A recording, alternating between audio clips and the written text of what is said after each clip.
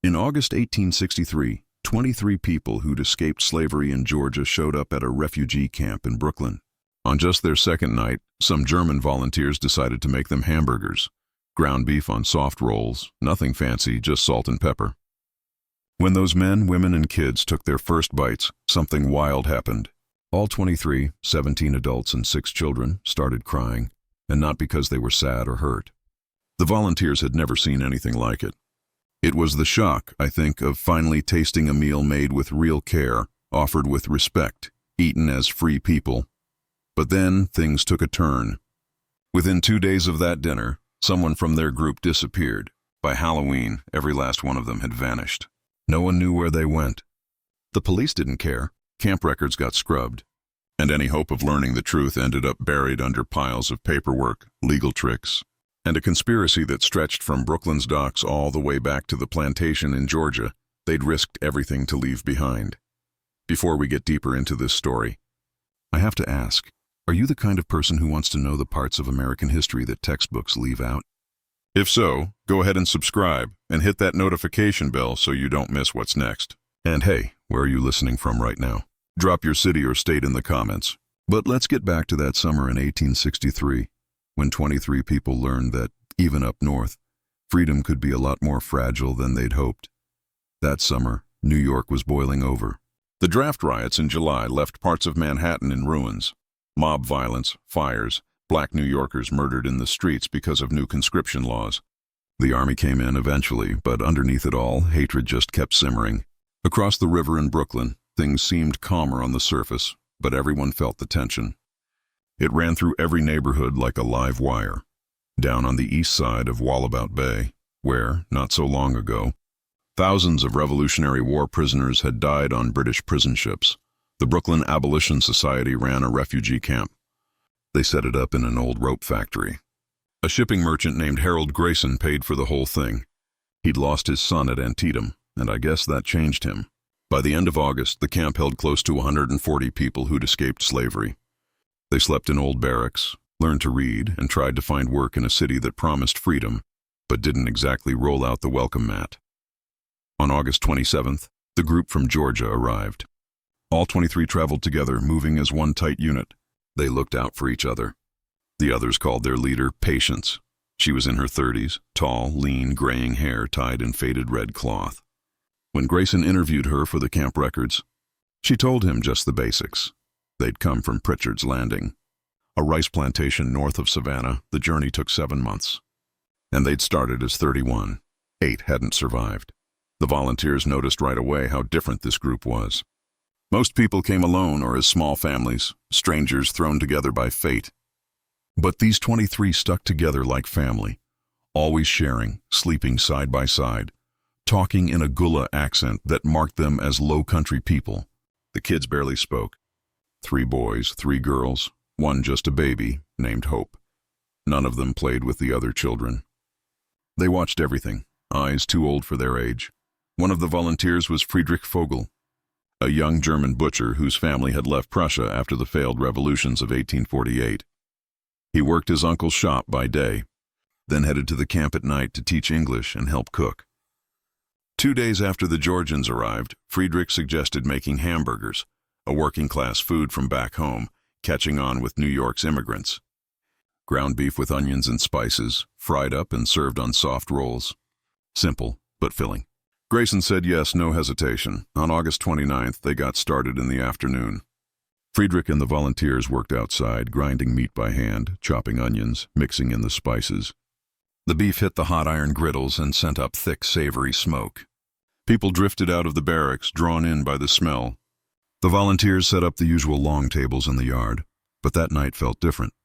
Maybe it was the food, maybe the warm air, maybe just the hope that after so much darkness, you could have a moment of real comfort.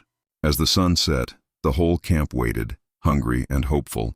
The Manhattan skyline glowed orange and gold as the camp's residents lined up, tin plates in hand.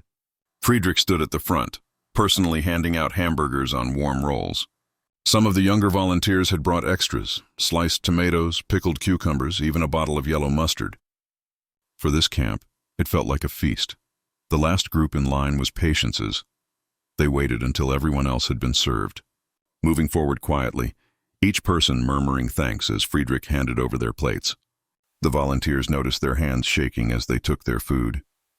Anna Miller, a German woman helping at the table, leaned in to whisper to Friedrich. "They look like they're afraid the food will vanish." Patience's group returned to their usual spot near the eastern barracks. Nobody ate at first. They just sat there, holding their plates, staring down at the burgers. After a long pause, Patience finally lifted her hamburger, taking in the smell with both hands. One by one, the others followed. Solomon, an older man, closed his eyes and breathed in. Esther pressed her hand to her mouth. Then Patience took a slow, deliberate bite. Her eyes went wide. She chewed, trying to savor every flavor, every bit of warmth. A moment later, her face crumpled and tears streamed down her cheeks. The others started crying too. Not quiet tears, but deep, heaving sobs. Young Benjamin took a bite and burst into loud wails, not from pain, but from some tangled mix of joy and heartbreak.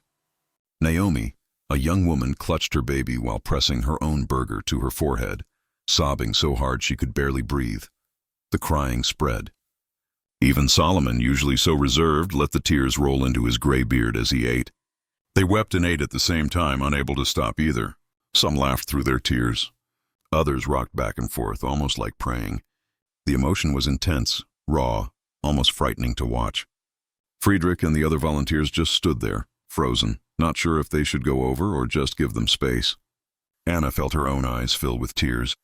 Thomas Rutherford, a black volunteer whose parents had escaped slavery in Virginia, watched quietly. He understood what this meant. This was more than food. It was someone saying, "You matter." The dignity of a hot meal served with kindness. Eventually, the sobbing faded. Patience wiped her eyes and said something to the others in her own language. The words didn't need translating. The tone said it all. Permission to feel, to let it out. They pulled themselves together and kept eating, though tears kept slipping down their faces. When they finished, Patience came up to Friedrich. Her cheeks were wet, her eyes swollen. She took his hand in both of hers. "We never knew food could taste like this," she said in careful English, like we were people who deserved it. Friedrich, who'd run from political oppression himself, just nodded. He got it. That night, the camp fell into its usual routines. The volunteers cleaned up and banked the fire. Refugees got ready for bed. Patience's group stayed together, sitting in a tight circle, talking softly. Harold Grayson, making his rounds, watched them for a moment. Later, he wrote in the camp log, "The Georgia arrivals showed remarkable emotion this evening. They seemed close-knit and protective of one another. But Grayson didn't mention, maybe didn't notice, the man lingering in the shadows outside the reach of the lamplight, a white man in a dark coat, standing still near the tree line. He'd been there more than an hour, watching the meal, watching Patience's group, especially as the lamps dimmed. When he finally turned away, he headed down the road toward the ferry docks. If anyone had followed, they'd have seen him meet two other men by the waterfront. The three spoke quietly, then melted into the night. 41 hours later, 7-year-old Ruth disappeared. August 31st broke humid and heavy. Ruth had been assigned to help with laundry, a job she liked, hanging wet clothes on lines strung between posts. Anna Mueller watched over the children, teaching them little songs as they worked. Ruth was quiet but careful, pinning each shirt and dress with precision. Around mid-morning, Anna stepped away for a minute or two to grab more clothespins. When she came back less than 3 minutes later, Ruth was gone. The laundry area was wide open, visible from all sides. Anna called out, thinking Ruth had wandered off to the outhouse, but the girl never answered. Anna checked every obvious spot, then started asking around.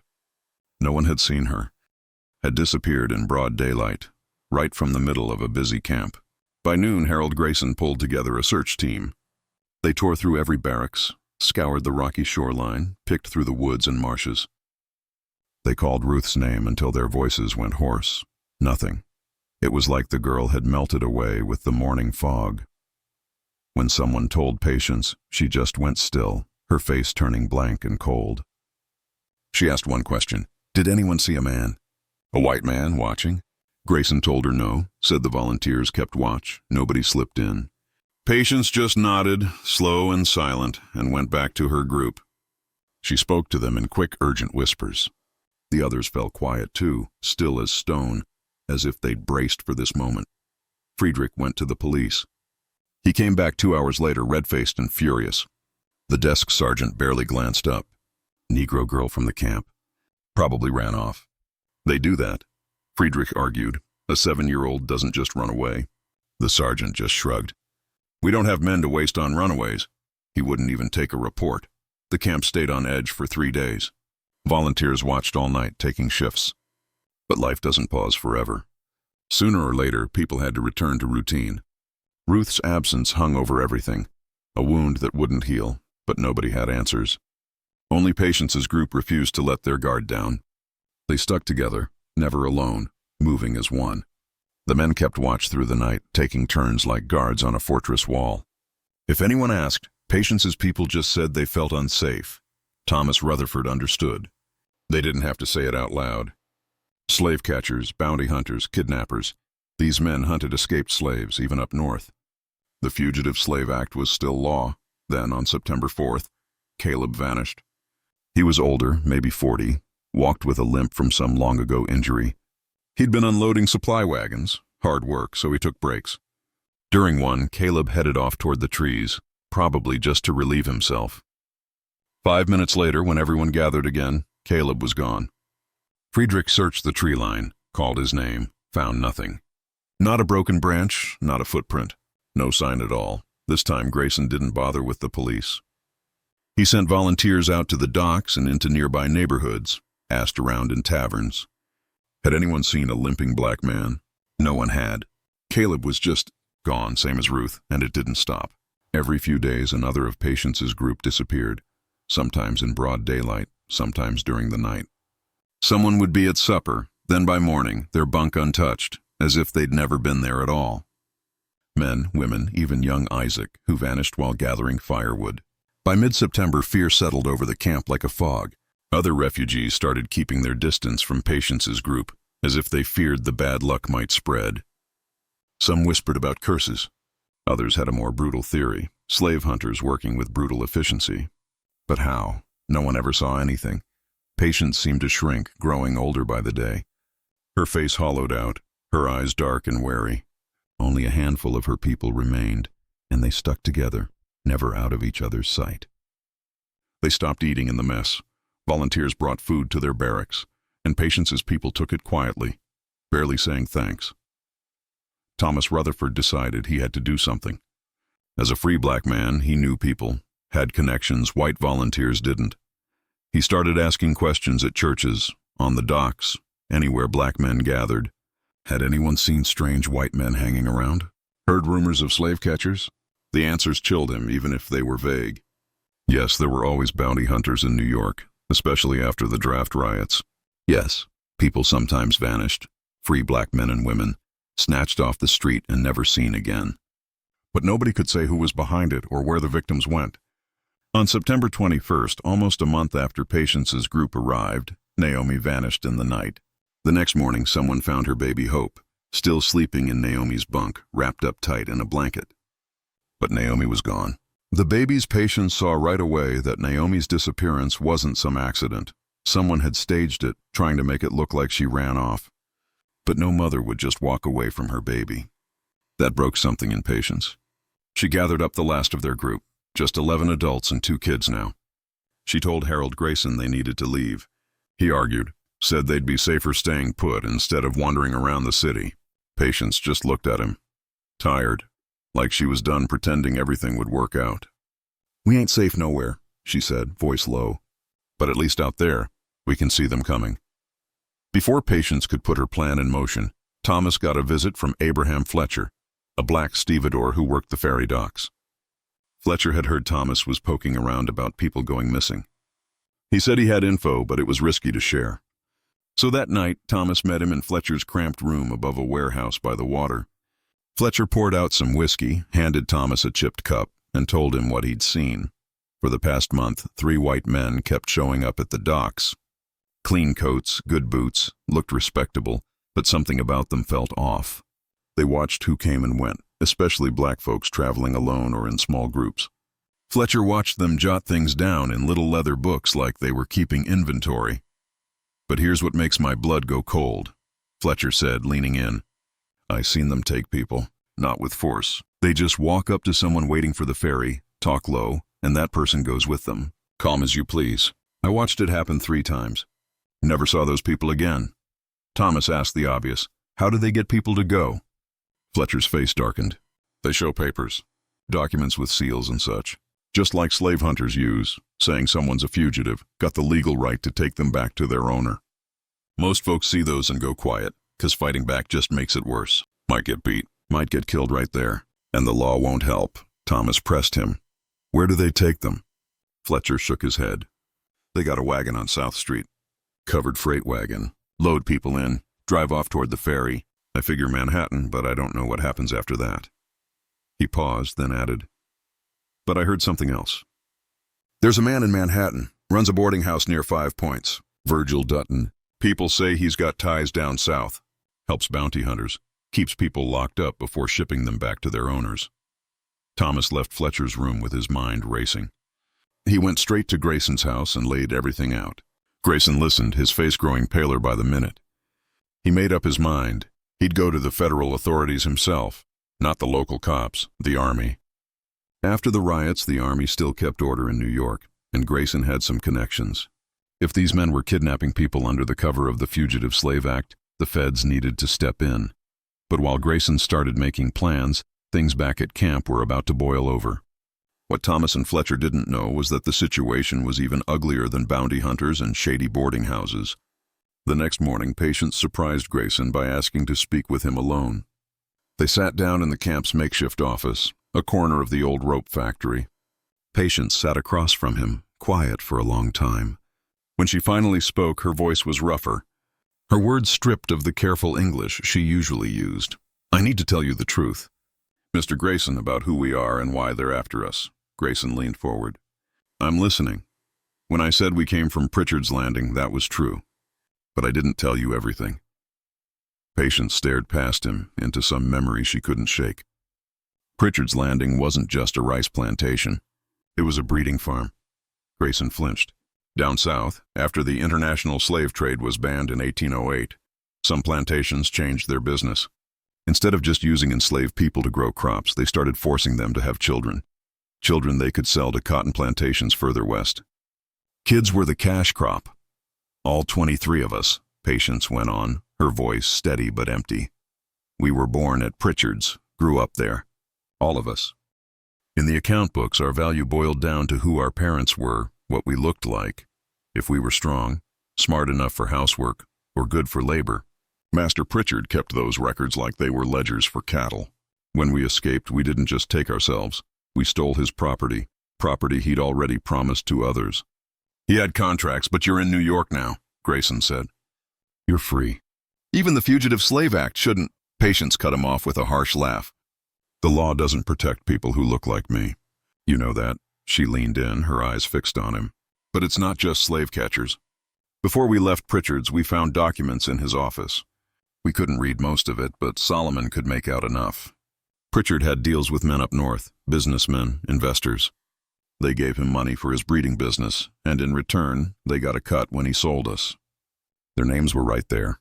New York, Boston. One was from Brooklyn.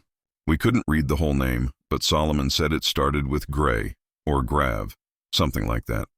We thought it didn't matter. But then we came here to your camp. You were so kind. We wanted to trust you. She hesitated, her composure cracking. And then Ruth disappeared. Then Caleb, then more of us.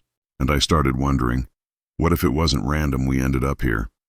What if someone sent us, steered us right to this camp? That's ridiculous, Grayson said. But he didn't believe his own words. His mind raced. He'd set up the camp in June. Patience's group escaped in January, made it here by August. 7 months on the run, and out of all the places they could have gone, they landed at Wallabout Bay. He'd always chalked it up to chance. But what if it wasn't? Who else saw those papers? He asked. Who at Pritchard's would have known? The overseer, Samuel Cogburn. He handled the contracts and sales. If he knew, anyone he worked with could know too. Patience's hands clenched. Mr. Grayson, I'm not accusing you. I don't believe you're involved. But someone tied to this camp is. Someone's telling those men when we're alone, where we work, where we're vulnerable. How else could they disappear us one by one so quietly? Grayson wanted to dismiss it, but he couldn't. The pattern was too precise. Besides, out of all the refugees that summer, only Patience's group had gone missing. Others came and went, no problems. Only the 23 from Pritchard's Landing were vanishing one by one. If you're right, Grayson said, slow, careful, then someone would need access to the camp records. They'd have to know when people arrived. They'd need freedom to move around without suspicion. He stopped, thinking. That fits every volunteer. Or it fits you, Patience said flatly. That's why I'm risking this, telling you. I'm out of options. In 3, maybe 4 days, there won't be enough of us left to matter. So I'm betting my life, all of our lives, that you're the man you seem to be. Before Grayson could answer, a knock interrupted them. Friedrich came in looking rattled. Mr. Grayson, there's a man here to see you. Says he's from the Freedmen's Bureau. Wants to talk about camp registration. Grayson and Patience locked eyes. The Freedmen's Bureau wasn't even established yet. Whoever this was, he wasn't federal. Tell him I'll be out in a minute, Grayson said. Friedrich nodded and left. Patience stood. That's one of them. I'd bet everything I own. She headed for the door, then stopped. Mr. Grayson, if you're who I hope, you need to act. Tonight they'll try to take the rest of us. I can feel it. After she left, Grayson sat alone, trying to make sense of everything. Could she be right? He ran through his dealings, his partners, every investment he'd made. His money came from shipping. Legitimate, he always thought. He dealt in shipping goods, not people. Still, he knew plenty of merchants whose pasts were a lot murkier. Money from the north and slavery down south. Those ties were ugly, complicated, and everywhere. But actually investing in a breeding farm? That was worse than looking the other way. That was getting your hands dirty. Was it really possible someone in Brooklyn played a part in this? And if they did, how would they even know Pritchard's people had escaped up north? Maybe someone from the landing tipped them off, or maybe Cogburn, the overseer, had been in touch. Or hell, what if the whole refugee camp was just a trap? Not charity at all, but a neat cage with soft bedding, just comfortable enough to lure in runaways before shipping them right back south. No, that was just paranoia talking. He set up this camp to help, and it really had helped hundreds. But that didn't mean someone else couldn't twist it to their own ends. Sheepdogs can hide a wolf. He stepped outside to meet the visitor, mind already racing. He'd act friendly, listen to whatever this so-called bureau official wanted, and keep a straight face. Meanwhile, he'd send Thomas to fetch the real muscle, somebody with federal authority. Maybe an army commander, someone who could actually bring troops if things went sideways. The man waiting in the yard looked like nobody special. Mid-40s, thinning brown hair, dark suit that had seen better days. He introduced himself as Charles Wexler, assistant to the regional coordinator for refugee affairs. His paperwork had all the right stamps and signatures, looked official enough. But Grayson had seen his share of forgeries, and something about this one felt practiced. Wexler said he needed to run a census of everyone in the camp. Check names and old addresses. Make sure nobody was lying about being free. Routine stuff, he claimed, just part of new federal rules. He asked for the camp's registry and wanted to interview people one-on-one. Grayson nodded, polite and helpful on the outside, but inside he could see the real game. This was how they'd been tracking and targeting Patience's group. As Wexler got settled in the office, Grayson quietly pulled Thomas aside. Go to Manhattan. Find the federal marshal or provost marshal, someone with real authority and soldiers. Bring them here tonight to Wallabout Bay.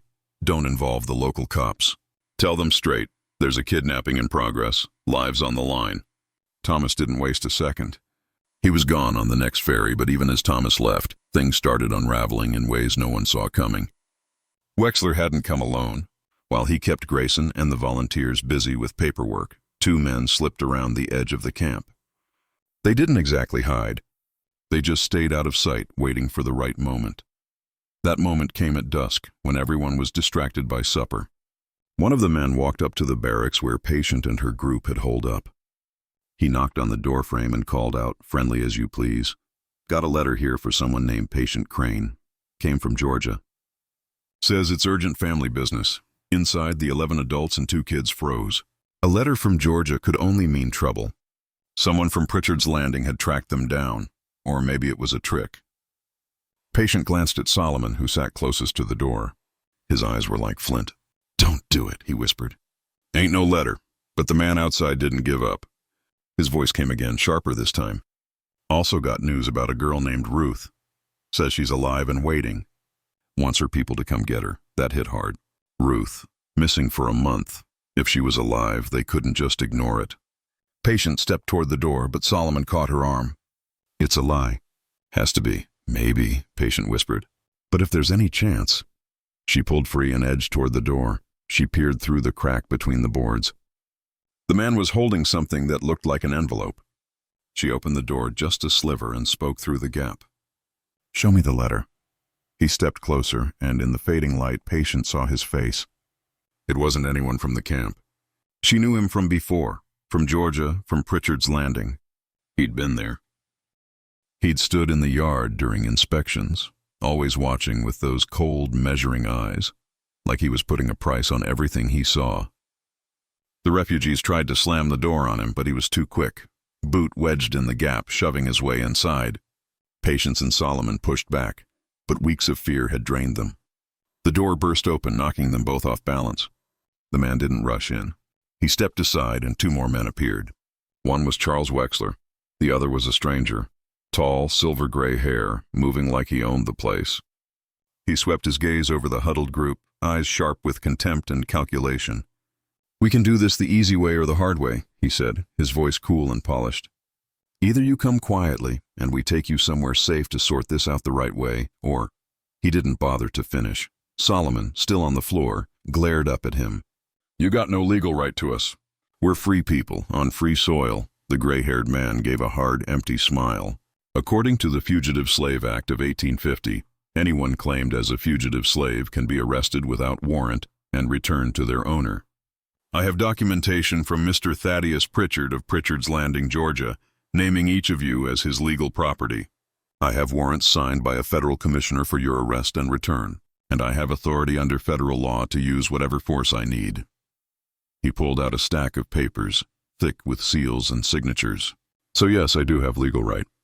Are you coming quietly? For a moment, no one moved. Then Daniel, one of the youngest, did something nobody expected. He laughed. It was wild, desperate. Legal right? He gasped for air. They got legal right to steal us, drag us back, work us to death. But we got no legal right to be free. That's America. The laughter died in his throat. He straightened, jaw set. I ain't going back. You want me? You'll have to kill me right here. Solomon nodded. Same. 64 years, most of them in chains. I'll die free or not at all. One by one, the others agreed. No one was going peacefully. The gray-haired man sighed like he was tired of stubborn children. He motioned to his men, and all three stepped into the cramped barracks. What followed was fast and ugly.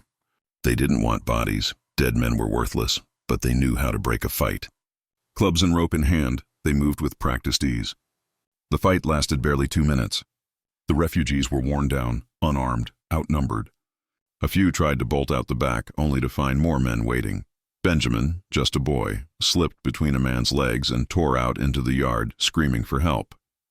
Solomon fought like a madman with a wooden stool until someone knocked him down from behind, blood pouring from his scalp.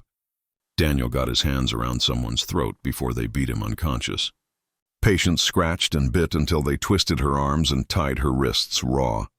Through it all, the gray-haired man just stood in the doorway, silent, watching.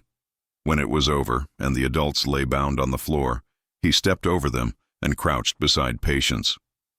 My name is Lawrence Graverson, he said, quiet and almost gentle. My family has interests in several Georgia plantations. You and your friends are a significant investment, capital that left without permission. I'm just here to recover my property. Nothing personal, Patience spat in his face. Graverson wiped it off, looking more bored than angry. Then he turned to his men. Load them into the wagon, canvas over the top, and keep it quiet. But Benjamin had already raised the alarm. The 10-year-old burst into the main yard where Friedrich was busy with dinner. He ran straight into Friedrich, sobbing, shouting that men were taking everyone. Friedrich didn't pause. He grabbed the iron poker from the fire, yelling for help as he ran for the eastern barracks. What he found inside would stay with him forever. 11 people, tied like animals, some bleeding, being dragged away, toward a covered wagon parked behind the building. The men turned as Friedrich showed up. Their faces were set, cold, all business. One of them pulled a pistol and said, "This doesn't concern you." Federal business authorized by law. If you get in the way, you're obstructing justice. Friedrich barely heard him. He looked past the gun, saw patients, saw Solomon slumped and unconscious, saw others being herded in like livestock. Every part of him knew this was wrong. But the man had credentials, paperwork, that stamp of federal authority. And what was Friedrich? Just an immigrant. No power, no voice.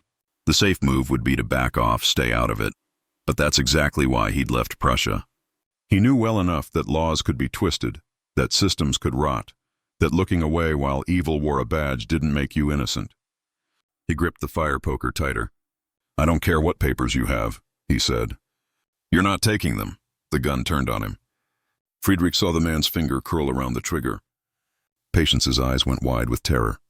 He stared right at his own death. Suddenly, the door burst open behind him. Thomas Rutherford barreled inside, 4 Union soldiers on his heels. "Nobody moves," Thomas yelled. He'd found a Union Army patrol in Manhattan, talked their young lieutenant into believing there was a crime happening, and dragged them back for backup. The soldiers, already used to handling riots and unrest, didn't hesitate. They drew their weapons. The whole mood in the room flipped. Graverson, the leader, took it all in with sharp, weighing eyes. His men were outnumbered now, and the military had the upper hand. Sure, he still had his warrants and legal documents. He could argue the law was on his side. But wartime was different. Military officers could do what they wanted. If these soldiers decided to arrest everyone, or bring in the marshals, or turn this into a spectacle, things could go south fast. Graverson made his call. He turned to the soldiers, his voice smooth as ever. "Gentlemen, looks like there's been a misunderstanding. We have the legal right to recover fugitive slaves, but maybe this isn't the place for it. We'll step back and take it up through official channels." He nodded to his men, who let go of their captives and moved away from the wagon. The Union lieutenant, a kid from Connecticut named William Hicks, just glared at Graverson. He'd seen what slavery did during the Gettysburg campaign. "You've got 5 minutes to clear out," Hicks said. "After that, I start making arrests for assault, and my CO is going to hear about this. You want to try your legal claims? You do it in daylight? Not with ropes and guns in the dark." Graverson gave a stiff nod, glanced at Patience one last time, and growled, "This isn't over." Then he and his men melted away into the September darkness. The soldiers cut the ropes and helped the captives. Friedrich called for Anna and the other volunteers. They brought water, bandages, whatever comfort they could offer. Relief swept through the camp, but nobody felt like celebrating. This was just a pause, not a win. Graverson still had the law behind him. He had papers, warrants, authority.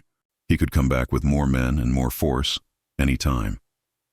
Harold Grayson, who'd been caught up in useless conversation during the attack, finally understood what he'd helped set in motion. His own camp, his good intentions, had turned into a hunting ground. But one question wouldn't let go. Who tipped them off? Who told Graverson about the refugees' routines, their hiding places, their weaknesses? Someone inside the camp had betrayed them, and that person was still here. Lieutenant Hicks turned out to be more than just a passing rescuer. Instead of just writing his report and moving on, he took a real interest. He'd lost friends at Gettysburg, and the sight of men using federal law to snatch people who'd risked everything for freedom made his blood boil. The next day, he talked to everyone, took down stories, tried to piece together what Graverson was up to. Later, sitting with Grayson, Patience, and Thomas, Hicks laid it out straight. "The problem," he said, "is the law doesn't care if slavery is right or wrong. The Fugitive Slave Act says if someone escapes and the owner has the right papers, they get sent back. If those documents are real, that's all the law needs." "That's exactly it. But we're in New York," Friedrich protested. "Slavery's illegal here." "In New York, sure," came the reply, "but not under federal law. The Fugitive Slave Act overrides state laws. It was one of those ugly compromises that kept the Union together before the war. The North agreed to send escaped slaves back south. Awful, unjust, but still legal." He paused, looking tired. "But there are rules. They need real warrants. They have to prove who people are. They can't just use force without following the right steps. What happened last night? Well, it barely passed for legal." Someone asked quietly, "Can you protect us?" Chris hesitated. "I can post guards for now, but I can't promise protection forever. My unit's getting reassigned soon. And honestly, if Graverson comes back with proper federal marshals and real warrants, I won't be able to stop him. The best I can do is make sure you get due process." a chance to fight the claims in court. But how? Solomon asked. He had a fresh bandage around his head after last night's violence. We got no money for lawyers. No papers to show we were born free. All we got is our word. They've got documents saying we're property. Chris said nothing to that. The law was clear, and it was terrible. He couldn't promise long-term protection, but he could dig deeper. And over the next 2 days, that's what he did. What he found was even uglier than he'd expected. With Thomas's help in the black community and Friedrich's connections among German immigrants, Chris started to piece things together. Graverson was more than just a businessman. He held major stakes in Georgia, including a piece of Pritchard's Landing.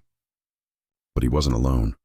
At least 5 other men, merchants, bankers, factory owners from New York, Boston, and Philadelphia, had sunk money into the same operation. They'd invested in people not even born yet, betting on what they'd fetch when sold down south. It was a futures market in human lives. When this group escaped, it wasn't just lost money. It was a risk. If the truth got out, if people started naming names, it could ruin reputations and maybe even get some of these men arrested. Even in 1863, even with the Fugitive Slave Act as cover, there were lines most Northerners didn't want to cross in public. So Graverson wasn't just trying to get his property back. He was trying to keep people quiet. Not everyone taken from the camp made it back to Pritchard's Landing. Some vanished. Chris learned that at least 3 missing refugees were spotted briefly at Dutton's boarding house in 5 Points, then never seen again. When the military questioned Dutton, he claimed their legal owners picked them up and took them south. But he had nothing to back that up. No paperwork, no records, nothing. Chris suspected something worse. He couldn't prove it, but he believed some of those refugees were murdered. Bodies dumped in the East River or buried somewhere no one would ever find them. Dead people can't testify. Dead people can't name names or point fingers at the northern businessmen making money off their misery. But one question wouldn't go away. How did Graverson know exactly when this group would show up at Wabaut Bay? How did he know their work details, their movements, their weaknesses? There had to be a mole in the camp, someone feeding information from the start. Grayson started his own quiet investigation, talking to every volunteer one by one. Most of them checked out, just regular people trying to help. But one story didn't fit. Shaw O'Brien, an Irish immigrant, had been volunteering since June. He told everyone he was a dock worker from Red Hook who supported the union. But when Grayson quietly asked around, nobody at the docks had ever heard of him. The address he gave didn't exist. And when Grayson checked the camp records, something else popped out. O'Brien always signed up for jobs that put him right in the thick of things. Grayson kept a close eye on every new arrival, always pressing for details, where they'd come from, where they were headed. Eventually, his gut told him something was off, so he shared his suspicions with Ricks. Ricks didn't waste time. He sent the military police to quietly pick up O'Brien for questioning. What they found out was worse than they'd feared. Sean O'Brien wasn't even his real name. He was Shatoiver, a private investigator who made a living tracking down fugitive slaves and runaway debtors. Someone from Pritchard's Landing had hired him to keep an eye out for refugees from that plantation, and the camp had been his hunting ground. When the group with patients arrived, Toiver sent word right away. He kept sending updates, where people slept, the work they did, their routines. Worse yet, he'd helped set up the kidnappings by suggesting jobs that would leave people isolated and vulnerable. Under questioning, Toiver stuck to his story. He thought he was just doing his job, helping someone recover lost property under the Fugitive Slave Act. He swore he didn't know about any plans to harm the refugees, or about the Northern investment scheme, or that this was about covering up witnesses instead of just grabbing back assets. Maybe he was lying, or maybe he really was that clueless. Either way, the harm was done. The camp had been compromised from day one. Every refugee who passed through had been watched, listed, and possibly targeted for recapture. The safe haven they'd tried to build was just another trap. When Grayson found out, he felt something inside him break. He'd poured his own money into this place, built it from scratch, tried to give people a shot at real freedom. And it had all been twisted against the very people he wanted to help. That night, Grayson gathered everyone, residents, volunteers, anyone left, and laid out the truth. He told them about Toiver's betrayal, Graverson Network, the scheme up north, and his own part in it, even if he hadn't meant any harm. His voice shook. I thought I was doing good. I thought I was helping, but I made you vulnerable. I put you in danger, and for that, I am profoundly sorry." Patience sat in front, her people close by, her face unreadable. When Grayson finished, she stood up. "Mr. Grayson, you didn't betray us. The law betrayed us. The country betrayed us. You just learned what we already knew, that in America, even kindness can turn into a weapon against black folks. Even safety is an illusion." She looked around at everyone. "We appreciated that hamburger. We appreciated the tears we cried when we tasted it, because for a moment, just a moment, we felt like people who deserved dignity, and nobody can take that away from us. Not Graverson, not the law, not the whole damn country." Her words hung in the air, grief and defiance all at once, a reminder of what it means to survive when the world is set against you. You take your moments of grace when you find them, even if you know they might not last, because the alternative is to give up completely. Lieutenant Ricks gave everyone 48 hours to figure out their next move. Graverson would be back, this time with federal marshals and paperwork that no one could argue with. When that happened, Ricks couldn't protect anyone. He'd have no legal grounds. Patience's group had dwindled to 9 adults and 2 kids. They had to leave, and fast. But where? Canada seemed like the obvious choice. A country where slavery was illegal, the Fugitive Slave Act didn't apply. But that meant a dangerous journey. Hundreds of miles with barely any resources, federal law ready to trip them up at every turn. Other northern cities weren't any safer. Even in places like Boston, slave catchers worked the streets without fear. Then Thomas Rutherford spoke up. He knew people in the abolitionist network, folks running safe houses, the last stop on the Underground Railroad. This wasn't just about escaping the South anymore.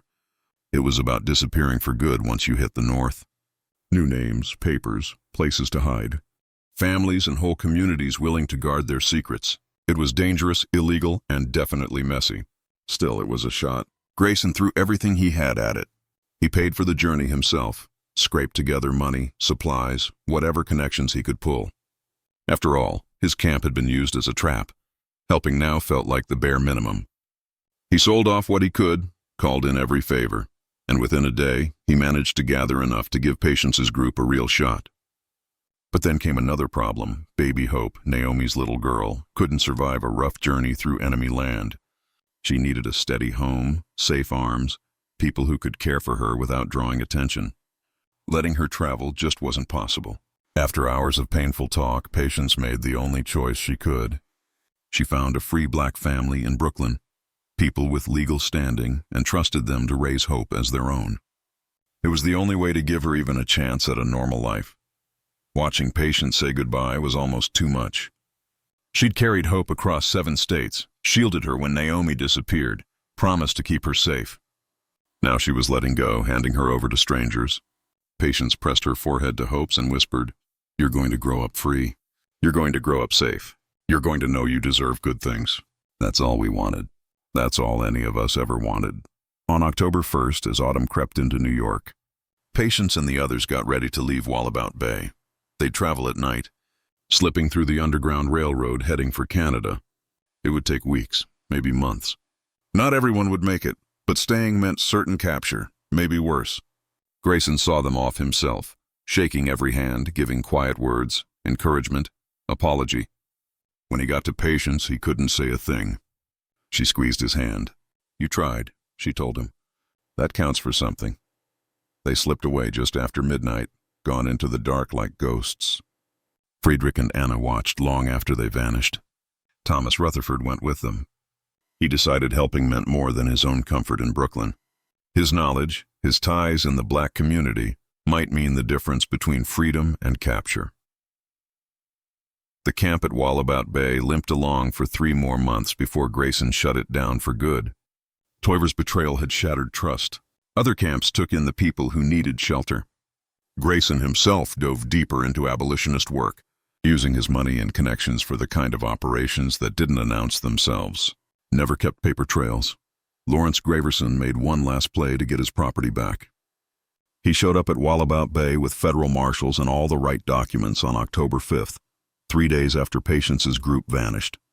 When he found them gone, he lost it. He demanded answers, threatened lawsuits, accused Grayson of conspiracy. Grayson, with Lieutenant Ricks at his side, just told him flat out, He didn't know where they'd gone. People came and left as they pleased. He kept no records. Graverson knew he was lying, but couldn't prove a thing. His property was gone, his investment lost, and the witnesses who could have exposed the northern scheme were scattered, out of reach. No one really knows what happened to the people taken before Patience's group escaped. Some were probably sent back to Georgia, sold again, lost to slavery. Others simply disappeared, erased to hide the conspiracy. No graves, no names recorded. Ruth, young Caleb, Naomi, and the rest joined thousands of others swallowed up by America's original sin. History lost their stories. As for Patience Crane and her companions, the record just goes quiet. That's it. There's no paperwork charting their journey north. Nothing official marks their arrival in Canada. That's not a mistake, it's how the Underground Railroad worked. It was all about keeping people safe, leaving as little evidence as possible. Still, a few traces remain. In the spring of 1864, a group of black refugees showed up in St. Catharines, Ontario, just across from Niagara Falls. Leading them was a woman the church registry called only P. They settled in, found jobs, and started building new lives. One of the men, an older guy named Solomon, had seen more than his share of pain. He helped set up a school for the kids who'd escaped slavery. People in town just called him Solomon. Is that proof of anything? Not really. It's barely even evidence, but it's enough to let you hope. The Hamburgers Patience and her friends ate on August 29, 1863 meant more than a meal. For them, that food was a moment of recognition, a simple sign that they were human, worthy of dignity and happiness. The tears they shed weren't just for gratitude. They were for all the years they'd been denied that basic respect. They cried for every meal they'd eaten out of a trough, for every scrap they'd fought over, for every hungry night that marked their lives under slavery. That joy they felt, brief as it was, made what came next feel even worse, because it was proof of just how cruel the system really was. Even after escaping, even up north, even surrounded by people who claimed to hate slavery, they were still seen as property to be hunted down or threats to be erased. The Fugitive Slave Act stayed on the books until 1864 when Congress finally killed it. But the mindset behind it, the idea that people could be bought and sold, that property mattered more than humanity, that northern institutions were tangled up in southern slavery, none of that disappeared overnight. In some ways, those attitudes never left. They just changed shape. Harold Grayson never really got over the shock of seeing his kindness twisted by the world around him. He spent the rest of his days fighting for abolition, but he always knew good intentions weren't enough. Oppression has a way of swallowing even the best efforts. When he died in 1871, most of his money was gone, spent on causes he hoped might ease the weight of his own guilt. Friedrich Vogel went home to Germany in 1867, carrying the memory of that night. The night food brought out feelings deeper than words. He never forgot that, to some people, a hamburger and a soft piece of bread are more than a meal. They're proof that dignity and comfort can be revolutionary. The camp at Wabaut Bay? It's long gone. Factories and warehouses took its place as Brooklyn grew. There's no sign today that people once found shelter there, that they wept over hamburgers, that they fought for a freedom they should have always had. Maybe the land itself is forgotten, if land can forget. But stories linger. Stories like this one, patched together from scraps of records, hints in diaries, and the long silences where names should be but aren't. We don't tell these stories because they have happy endings. Most don't. We tell them because they show us who we were, and maybe who we still are. Patience Crane and the others wanted something painfully simple: to eat well, to live without fear, to be treated with respect. That they had to risk everything for that, to run for months, to dodge people who saw them as property, says all you need to know about the world they were trying to survive. They cried over those hamburgers because, for one brief moment, the world acknowledged their worth. Their happiness mattered. Their joy meant something. In that instant, they were freer than they'd ever been, even if that freedom was fragile, even if it wouldn't last. That's the real tragedy here. Not just the violence or betrayals.